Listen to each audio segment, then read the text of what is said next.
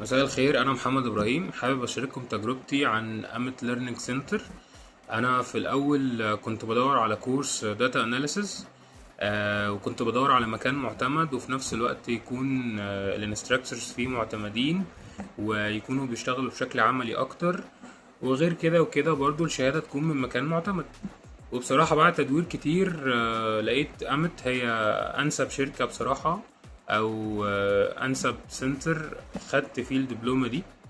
وبجد فرقت معايا كتير جدا، كداتا، كشغل ان احنا بنشتغل بنظام عملي قوي، وما بين كل سيشن والتانية في ورك شوب، وبنعمل ورك شوب كتير جدا. وده فرق معانا ان احنا بيبقى معانا داتا وبنقعد اوريدي نشتغل عليها بكل المراحل بتاعتها، بكل الحاجات دي كلها.